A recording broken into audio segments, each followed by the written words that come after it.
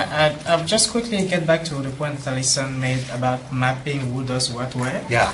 It's actually something that the UN is learning as an experience, mostly in disaster recovery situation, with the things that have happened in the past in Haiti, in Indonesia. There was really a lack of coordination among the activities of the different people that went there to help. And now, so the UN is trying to put this into place. Starting in Haiti, I was there recently doing an assessment exactly on this, on having a system which is open and online for all the organizations working on the ground, mapping who is doing what where, to increase the effectiveness of the assistance. And that's something that could, I think, easily be translated into a peace building context from, usually we put them together. Reconstruction and recovery, crisis reconstruction and recovery. So that's there are some things to learn there, and some things that can be done potentially in the future. And I will also reiterate what Elizabeth said about the processes of the UN. It's actually a key priority for the Secretary General, as she said. And I know that there is we're also learning from the mistakes of the past. Something that will not happen in the development of this system-wide action plan on youth is that we will not listen to the youth. That will not happen. Discussions are taking place right now on how we are going to listen to the voices of the young people, which mechanisms we're going to use for that. Technology is coming strong there, that is going to be used. Discussions are still preliminary, but the will is there. And the will is there at all levels. Even from Rio, the experience is being learned. Now we're talking about post-2015.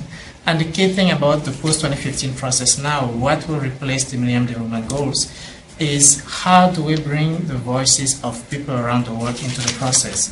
It's usually a negotiated process, which in UN lingo means that only governments have a say in it. They sit in the General Assembly in New York or other forums that they have, and then they discuss and they say, this is the text. This is not going to happen in this case. We are working on having a process that's as open and inclusive as possible, including the voices of young people. And the system-wide action plan will actually be a way and mechanisms for young people to bring their voices not only into what the UN does, but also into what the development community will do in the next 15, 20 years, and what will replace the MDGs. Yeah. So there are opportunities there for engagement. And when we say we're inviting everybody to get involved, these are not empty words now. We really mean it. I mean, we've learned the lessons of the MDGs. We're learning the lessons from Rio. And we think that openness is the way to go. Openness and inclusiveness is the way to go. Fabulous. We got that on tape. Yes. Clear promise there. Very good. Now, some number of people want to speak. I just want to defer to the panelists as well as other folks. Sarah, did you want to answer to that? If I could respond to that, that's a very exciting development because I think many governments and governmental bodies have used the process for engagement of citizens where they open up a window of engagement. They say, now's the time that we would like to talk to you. And here are prescriptions for how you will talk to us in the process. And I think between every window of engagement there is a wall. And governments don't tend to understand that between these windows that they create and by creating windows themselves, there's a general frustration that there is not an ongoing opportunity for dialogue and feedback and accountability within that government to respond to that feedback. Sometimes that's because governments simply do not have a process in place, or they consider the process too expensive.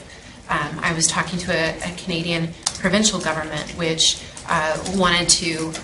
was thinking of buying a $4 million system so they could, from a large IT company, so they could manage the communications from citizens. Where they were going to create a giant portal where you would have your personal information and you would share your feedback with them. That would cost millions of dollars. And I said, have you heard of this online service that's $9 a month per office? And all the big corporations use it. You don't have to sign a contract. You can just go to month, and it'll manage each communication that comes in, and it'll provide some transparency for the individual on who's managing their communication as it goes through the chain of command. and they had never heard of it.